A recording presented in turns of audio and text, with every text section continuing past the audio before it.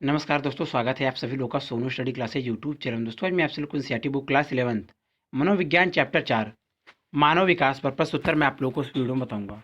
प्रश्न नंबर 1, विकास किसे कहते हैं? यह समृद्धि तथा परिपक्वता परिपक्वता से किस प्रकार भिन्न है? उत्तर, विकास गतिशील, क्रमबद्ध तथा पूर्व कथनीय परिवर्तनों का प्रारूप है जो गर्भाधान से प्रारंभ होता है तथा जीवन प्रयत्न चलता रहता है। विकास में मुख्यतः समृद्धि एवं हास्य जो वृद्धावस्था में देखा जाता है, दोनों ही तरह के परिवर्तन निहित होते हैं। समृद्ध शारीरिक अंगों अथवा संपूर्ण जीव की बढ़ोतरी को कहते हैं। इसका मापन अथवा मात्राकरण किया जा सकता है। उदाहरण के लिए ऊंचाई, वजन आदि में वृद्धि। परिपक्वता उन परिवर्तनों को इंगित करता है जो एक निर्धारित क्रम का अनुसरण करते हैं तथा प्रधानतः उस आनुवंशिक रूपरेखा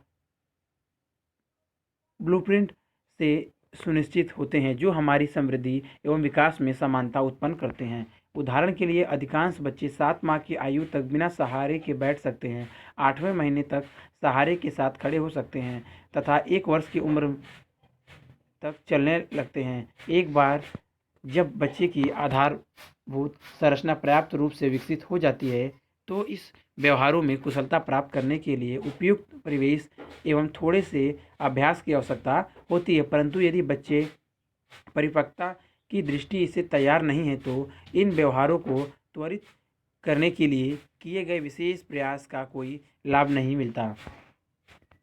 यह प्रक्रियाएं अंदर से प्रस्फुटित होती हैं। यह आंतरिक एवं आनुवंशिक रूप से निर्धारित समय सारणी जो प्रजाति विशेष की चरित्रगत विशेषता होती है के अनुसार घटित होती है। प्रश्न नंबर 2, विकास के जीवन प्रयत्न परिक्षेप की मुख्य विशेषताओं का वर्णन कीजिए। उत्तर, विकास के जीवन प्रयत्न परिप्रेक्ष्य की मुख्य विशेषताएं निम्नलिखित हैं। विकास जीवन भर चलने वाली प्रक्रिया है, अर्थात विकास गर्भाधान से प्रारंभ होकर वृद्धावस्था तक सभी आयु समूहों में होता है। इसमें प्राप्तियां तथा हानियां दोनों ही सम्मिलित हैं जो संपूर्ण जीवन विस्तार में गत्यात्मक तरीके से अंत क्रिया करती हैं। जन्म से मृत्यु तक की संपूर्ण अवधि में मानव विकास की विभिन्न प्रक्रियाएं अर्थात जैविक, संज्ञानात्मक तथा समाज संवेगात्मक एवं व्यक्ति के विकास में एक दूसरे से घनिष्ठ रूप से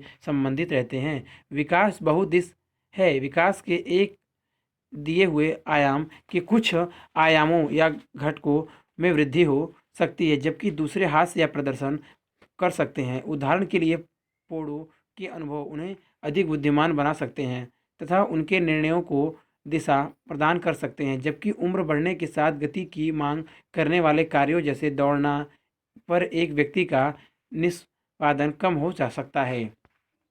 विकास अत्यधिक लचीला या संशोधन योग्य होता है, अर्थात व्यक्ति के अंतर्गत होने वाले मानसिक विकास में परिमार्जनशीलता पाई जाती है। यद्यपि इस लचीलेपन में एक व्यक्ति से दूसरे व्यक्ति में भिन्नता पाई जाती है। इसका अर्थ यह है कि संपूर्ण जीवन क्रम में कौशलों तथा योग्यताओं में सुधार या विकास किया जा सकता है। विकास ऐतिहासिक दशाओं से प्रभावित होता है। उदाहरण, भारत के स्वतंत्रता संग्राम के दौरान रहे 20 वर्षीय व्यक्ति का अनुभव आज के 20 वर्षीय व्यक्ति से बहुत भिन्न होगा। आज के विद्यालय स्तर के विद्यार्थियों का कैरियर या जीविका के प्रति रुझान उन विद्यार्थियों में बहुत भिन्न है जो आज से 50 वर्ष पहले विद्यालय स्तर के थे। विकास अनेक शैक्षणिक विद्याओं के लिए एक महत्वपूर्ण सरोकार है। विभिन्न विषयों जैसे मनोविज्ञान, मानवशास्त्र, समाजशास्त्र तथा तंत्रिका विज्ञान में मानव विकास का अध्ययन किया जाता है। प्रत्येक विषय संपूर्ण जीवन क्रम में होने वाले विकास को समझने का प्रयास कर रहा है। एक व्यक्ति परिस्थिति अथवा संदर्भ के आधार पर अनुक्रिया करता है। इस संदर्भ के अंतर्गत वंशानुगत रूप से प्राप्त विशेषताएं भौतिक, पर्यावरण, सामाजिक, ऐतिहासिक तथा सांस्कृतिक संदर्भ आदि सम्मिलित हैं। उदाहरण के लिए प्रत्येक व्यक्ति के जीवन में घटित घटनाओं एक जैसी नहीं होती हैं, जैसे माता पिता की मृत्यु, दुर्घटना, भूकंप, आदि एक व्यक्ति के जीवन क्रम को जिस प्रकार प्रभावित करती है, जैसे ही पुरस्कार जीतना या एक अच्छी नौकरी पा लेना जैसी सकारात्मक घटनाएं भी विकास को प्रभावित करती है। संदर्भों के बदलने के साथ साथ लोग बदलते रहते हैं। प्रश्न नंबर 3, विकासात्मक कार्य क्या है? उदाहरण देकर स्पष्ट कीजिए। उत्तर, यह देखा जा सकता है कि कुछ व्यवहार प्रारूप तथा कुछ कौशल एक विशिष्ट अवस्था में अधिक आसानी से एवं सीखे जाते हैं। व्यक्ति को यह उपलब्धियां विकास को उस अवस्था के लिए एक सामाजिक अपेक्षा बन जाती है जिन्हें विकासात्मक कार्य कहते हैं करता है। अपने जीवन के प्रथम सप्ताह में नवजात शिशु यह बता बताने में सक्षम होते हैं कि वह ध्वनि किस दिशा से आ रही है। अन्य स्त्रियों को आवाज़ तथा अपनी माँ की आवाज़ में अंतर कर सकते हैं एवं सामान्य हाव भाव का अनुसरण कर सकते हैं, जैसे जीभ बाहर निकालना, मुंह खोलना आदि। जैसे जैसे शिशु बढ़ता है, मांसपेशियां एवं तंत्रिका तंत्र परिपक्व होते हैं जो सूक्ष्म कौशलों का विकास करते हैं। आधारभूत शारीरिक पेशियां कौशलों के अंतर्गत वस्तुओं को पकड़ना एवं उसके पास पहुंचना, बैठना, घुटनों के बल चलना, खड़े होकर चलना और दौड़ना आते हैं। नवजात शिशुओं में संवेदी क्षमताएं भी होती हैं। नवजात शिशु जन्म के ठीक बाद सुन सकते हैं। नवजात शिशु जैसे जैसे विकसित होते हैं उनकी ध्वनि को दिशा निर्धारण की क्षमता में सुधार होता है। नवजात शिशु स्पर्श के प्रति अनुक्रिया करते हैं। एक वे पीड़ा की अनुभूति भी कर सकते हैं। घ्राण एवं स्वाद की दोनों क्षमताएं भी नवजात शिशुओं में होती हैं। शिशु अवस्था में अर्थात जीवन के प्रथम 2 वर्ष के दौरान बच्चा ज्ञानेंद्रियों एवं वस्तुओं के साथ अंत क्रिया के माध्यम से देखने, सुनने, स्पर्श करने, उन्हें वस्तुओं को मुंह में डालने एवं पकड़ने के द्वारा इस संसार का अनुभव करता है। शिशु जन्म से ही सामाजिक प्राणी होता है। यह शिशु परिचित चेहरों को वरीयता देना प्रारंभ कर देता है और फूंकने एवं किलकारी भरने के द्वारा माता पिता की उपस्थिति के प्रति अनुक्रिया करता है। 6 से 8 माह की आयु तक यह अधिक गतिशील हो जाते हैं एवं अपनी माता के साथ रहना पसंद करने लगते हैं। यह जब वे नए चेहरे को देख कर डर जाते हैं या अपनी माँ से अलग कर दिए जाते हैं तो वे रोते हैं और पीड़ा की अभिव्यक्ति करते हैं। माता पिता या देख रेख करने वाले से पुनः मिलने पर वे मुस्कुराहट या अलिपात से अपने भाव का प्रदर्शन करते हैं। प्रश्न नंबर 4, बच्चों के विकास में बच्चे के परिवेश की महत्वपूर्ण भूमिका है। उदाहरण की सहायता से अपने उत्तर की पुष्टि कीजिए। उत्तर, बच्चे के विकास में बच्चे के परिवेश की महत्वपूर्ण भूमिका है। उदाहरण के लिए एक अंतर्मुखता की ओर प्रवृत्त करने वाले जीवन प्रारूप से युक्त बच्चों की कल्पना कीजिए जो ऐसे परिवेश में है जो सामाजिक अंतःक्रिया का वही मुक्ता को बढ़ावा देता है। ऐसे परिवेश का प्रभाव बच्चे को थोड़ा बहिर्मुखी बना सकता है। उनके बच्चे किस तरह के परिवेश को पाएंगे। सेंडा स्कार 1992 का मानना है कि अपने बच्चों को माता पिता जो परिवेश प्रदान करते हैं वह कुछ हद तक अपनी स्वयं की आनुवंशिक पूर्व प्रवृत्ति पर निर्भर करता है। उदाहरण के लिए यदि माता पिता बुद्धिमान हैं तथा बच्चे पाठक हैं तो वह अपने बच्चों को पढ़ने के लिए पुस्तकें देंगे, जिसका स्वाभाविक परिणाम यह होगा कि उनके बच्चे अच्छे पाठक बन जाएंगे और वह पढ़ने में आनंद का अनुभव करेंगे। सहयोगी एवं ध्यान देने की को प्रवृत्ति जैसे अपने जिन प्रारूप जो उसे वसागत रूप से प्राप्त है के परिणाम स्वरूप एक बच्चा उन बच्चों की तुलना में जो सहयोगी एवं ध्यान देने वाले नहीं हैं, अध्यापकों तथा माता पिता से अधिक सुखद अनुक्रियाएं प्राप्त करेगा। उसके अतिरिक्त बच्चे अपने जिन प्रारूप के आधार पर स्वयं कुछ परिवेश का चयन करते हैं। उदाहरण के लिए अपने जिन प्रारूप के कारण वह संगीत या खेल कूद में अपना निष्पादन कर सकते हैं और वे जैसे परिवेश को ढूंढेंगे तथा उसमें अधिक समय व्यतीत करेंगे, जो उन्हें संगीत परक कौशलों के निष्पादन या अध्ययन का अवसर प्रदान करेगा। प्रश्न नंबर 5, विकास को सामाजिक सांस्कृतिक कारक किस प्रकार प्रभावित करते हैं? उत्तर, विकास को सामाजिक सांस्कृतिक कारक प्रभावित करते हैं वह इस प्रकार है। नंबर 1, लघु मंडल। वह निकटतम परिवेश है जिसमें व्यक्ति रहता है। यही वह परिवेश है जिसमें बच्चा सामाजिक कारकों या एजेंटों जैसे परिवार, साथी, सहयोगी, अध्यापक एवं से सच पड़ोस से प्रत्यक्ष रूप से अंत क्रिया करता है। नंबर 2, इस परिवेशों के माध्यम मध्य संबंध मध्य मंडल के अंतर्गत आते हैं। उदाहरण के लिए एक बच्चे के माता पिता अध्यापकों से कैसे संबंध स्थापित करते हैं, या माता पिता किशोर के मित्र को किस रूप में देखते हैं। यह ऐसे अनुभव हैं जो एक व्यक्ति के दूसरे से संबंध को प्रभावित करने वाले हैं। नंबर 3, वाहमंडल के अंतर्गत सामाजिक परिवेश की वह घटनाएं आती हैं जहां बच्चा प्रत्यक्ष रूप से प्रभावित नहीं करता है, परंतु वह तत्कालीन परिस्थिति में बच्चे के अनुभव को प्रभावित करती है। उदाहरण के लिए माता या पिता का स्थानांतरण माता पिता में तनाव उत्पन्न कर सकता है, जो बच्चे के साथ उनकी अंत क्रिया अथवा बच्चों को उपलब्ध सामान्य सुख सुविधाएं जैसे विद्यालय, पठन पाठन में पुस्तकालयी सुविधाएं, चिकित्सीय देखरेख, मनोरंजन के साधन आदि को गुणवत्ता को प्रभावित कर सकता है। नंबर 4, विहित मंडल के अंतर्गत वह संस्कृति आती है जिसमें व्यक्ति रहता है। नंबर 5, घटना मंडल में व्यक्ति के जीवन क्रम की घटनाएं तथा उस काल की सामाजिक ऐतिहासिक परिस्थितियां जैसे माता पिता का तलाक या आर्थिक आघात एवं बच्चों पर उनका प्रभाव आदि निहित है।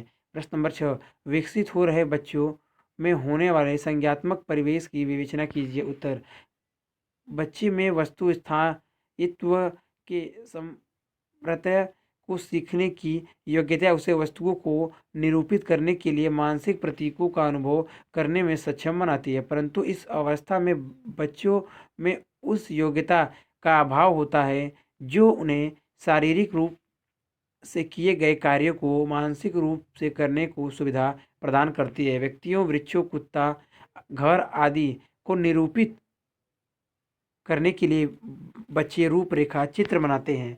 प्रतीकात्मक विचार में संलग्न रहने की बच्चों को यह योग्यता उनके मानसिक संसार को विस्तृत करने में सहायक होती है।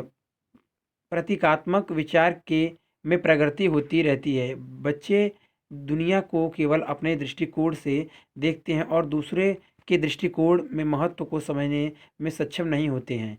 बच्चे में केंद्रीकरण की प्रवृत्ति अर्थात एक घटना को समझने के लिए किसी एक विशेषता या पक्ष पर ध्यान देने से परिभाषित होती है। जब बच्चा बड़ा होता है और लगभग 7 से 11 वर्ष की आयु तक हो जाता है, मध्य और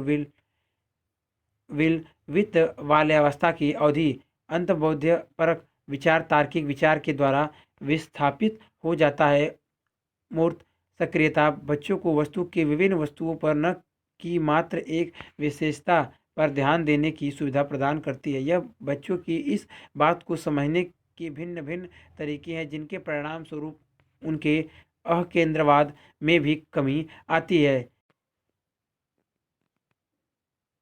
चिंतन अधिक लचीला हो जाता है और समस्या समाधान करते समय बच्चे विकल्पों के बारे में सोच सकते हैं। बच्चे की बढ़ती हुई संज्ञानात्मक योग्यताएं भाषा अर्जन को सुगम बना देती है। प्रश्न नंबर 7, बचपन में विकसित हुए आकस्मिकपूर्ण बंधनों को दूरगामी प्रभाव होता है। दिन प्रतिदिन के जीवन के उदाहरणों से इनकी व्याख्या कीजिए। उत्तर, शिशु एवं उनके माता पिता पालनकर्ता के बीच स्नेह का जो सांवेगिक संबंध विकसित होता है उसे आसक्ति कहते हैं। मानो शिशु अपने माता पिता की अथवा देखरेख करने वाले के प्रति भी आसक्ति विकसित करते हैं, जो लगातार और उपयुक्त ढंग से उनके प्यार और दुलार के संकेतों का उपयुक्त प्रयुक्त देते हैं।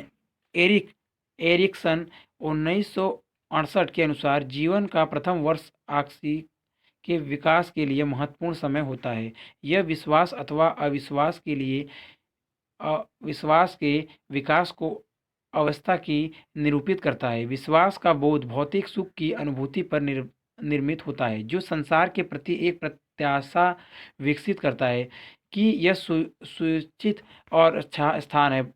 बच्चों में विश्वास का बोध सहानुभूतिपूर्ण एवं संवेदनशील पैतृक प्रभाव द्वारा विकसित होता है। यदि माता पिता संवेदनशील हैं, स्नेहशील एवं उनमें स्वीकृति प्रदान करने वाले हैं, तो यह बच्चे में परिवेश को जानने का मजबूत आधार प्रदान करता है। ऐसे बच्चों में सुरक्षित लगाव के विकास को संभावता बढ़ जाती है। दूसरी तरफ यदि माता पिता असंवेदनशील हैं एवं असंतोष प्रदर्शित करते हैं तथा बच्चों में दोष देखते हैं, तो इससे बच्चों में आत्मसंदेह को भावना विकसित हो सकती है। सुरक्षित लगाव वाले बच्चे गोद में लेने पर सकारात्मक व्यवहार करते हैं, स्वतंत्रता पूर्वक घूमते हैं एवं खेलते हैं, जबकि अनुसुरक्षित लगाव वाले बच्चे अलग होने पर दूषिता की अनुभूति करते हैं तथा रोते चिल्लाते हैं, क्योंकि उनमें भय पाया जाता है कि वे विचलित हो जाते हैं। बच्चे में स्वास्थ्य विकास के लिए संवेदनशील एवं सत्रेहील पोड़ों के साथ घनिष्ठ आंतरिक क्रियाएं संबंध प्रथम चरण होता है। प्रश्न नंबर 8, किशोरावस्था क्या है? अकेंद्रवाद के सब प्रत्यय की व्याख्या कीजिए। उत्तर, किशोरावस्था को सामान्यतः जीवन की उस अवस्था के रूप में परिभाषित किया जाता है जिसका प्रारंभ यौनावस्था से होता है। जब यौन परिपक्वता या प्रजनन करने की योग्यता प्राप्त कर ली जाती है, इसे जैविक तथा मानसिक दोनों की रूप में तीव्र परिवर्तन को अवधि माना गया है। किशोर भी एक विशिष्ट प्रकार का अकेंद्रवाद विकसित करते हैं। डेविड एल्काइड के अनुसार काल्पनिक श्रोता एवं व्यक्तिगत दक्षता है। किशोरों के अकेंद्रवाद में दो घटक हैं। काल्पनिक श्रोता किशोरों का एक विश्वास है कि दूसरे लोग भी उनके प्रति उतने ही ध्यान आकर्षित है जितने कि स्वयं वे कल्पना करते हैं कि लोग हमेशा उन्हीं पर ध्यान रहे हैं एवं उनके प्रत्येक व्यवहार का प्रेक्षण कर रहे हैं। प्रश्न नंबर 9, किशोरावस्था में पहचान निर्माण को प्रभावित करने वाले कौन कौन से कारक हैं? उदाहरण की सहायता से अपने उत्तर की पुष्टि कीजिए। उत्तर, किशोरावस्था में पहचान का निर्माण अनेक कारकों से प्रभावित होता है। सांस्कृतिक पृष्ठभूमि, पारिवारिक तथा सामाजिक मूल्य, सजातीय पृष्ठभूमि तथा सामाजिक आर्थिक स्तर, यह सभी समाज में एक स्थान प्राप्त करने के लिए किशोरों द्वारा किए गए प्रयास पर प्रभावी रहते हैं। जब किशोर घर से बाहर अधिक समय व्यतीत करने लगता है तो पारिवारिक संबंध कम महत्वपूर्ण हो जाते हैं और वे समकक्षियों में के सहयोग एवं स्वीकृति को प्रबल आवश्यकता विकसित कर लेते हैं। समकक्षियों के साथ अधिक अंतःक्रिया उन्हें अपने सामाजिक कौशलों को सुधारने तथा भिन्न भिन्न प्रकार के सामाजिक व्यवहारों को परखने का अवसर प्रदान करती है। समकक्षों तथा माता पिता, यह दो शक्तियाँ हैं जिनका किशोरों पर विशेष प्रभाव पड़ता है। समय समय पर माता पिता के साथ संघर्षपूर्ण परिस्थितियाँ समकक्षियों के साथ तादात्म्य स्थापित करने की प्रवृत्ति को बढ़ाती है, परंतु सामान्यतः समकक्षों एवं माता पिता अनुपूरक का कार्य करते हैं और किशोरों की भिन्न भिन्न आवश्यकताओं की पूर्ति करते हैं। व्यवहारिक प्रतिबद्धता किशोरों को पहचान निर्माण की स्वाभाविक करने वाला एक दूसरा कारक है। बड़े होकर आप क्या बनेंगे? इस प्रश्न के लिए भविष्य के संबंध में सोचने को योग्यता एवं वास्तविक तथा प्राप्त लक्ष्यों को निर्धारित करने की आवश्यकता होती है। कुछ संस्कृतियों में युवाओं को व्यवसाय चयन को स्वतंत्रता दी जाती है, जबकि कुछ दूसरी संस्कृतियों में इस चुनाव के लिए बच्चों को विकल्प नहीं दिए जाते हैं। माता पिता के द्वारा लिए गए निर्णय को ही बच्चे द्वारा स्वीकार किए जाने की संभावना रहती है। विषयों के चयन के संबंध में जब आप निर्णय कर रहे थे, उस समय का आपका अपना अनुभव क्या है? विद्यालयों में व्यावसायिक परामर्श विद्यार्थियों को विभिन्न पाठ्यक्रमों एवं नौकरियों के मूल्य करने के लिए सूचनाएं प्रदान करता है और व्यवसाय चयन के संबंध में निर्णय लेने के लिए निर्देशन प्रदान करता है। प्रश्न नंबर 10, पौढ़ावस्था में प्रवेश करने पर व्यक्तियों को कौन कौन सी चुनौतियों का सामना करना पड़ता है? उत्तर, प्रारंभिक पौढ़ावस्था के दो मुख्य कार्य हैं: पूर्ण जीवन की संभावनाओं का तलाशना तथा एक स्थायी जीवन की संरचना का विकास करना। जीविका एवं कार्य उम्र के 20वें एवं 30वें वर्ष के लोगों के लिए एक जीविका प्राप्त करना, व्यवसाय का चयन करना तथा एक जीविका विकसित करना महत्वपूर्ण कार्य होता है। व्यावसायिक जीवन में प्रवेश करना किसी भी व्यक्ति के जीवन की एक महत्वपूर्ण घटना होती है। विभिन्न प्रकार के समायोजन करने, अपनी दक्षता व निष्ठादन को सिद्ध करने, प्रतिस्पर्धा का सामना करने तथा अपने एवं नियोजक को प्रत्याशियों के प्रति समायोजन प्रस्तापित करने से संबंधित अनेक प्रकार की आशंकाएं होती हैं। नई भूमिकाओं एवं दायित्वों का यह आरंभ भी होता है। जीविका विकसित करना एवं उसका मूल्यांकन करना पौढ़ावस्था का एक मुख्य कार्य बन जाता है।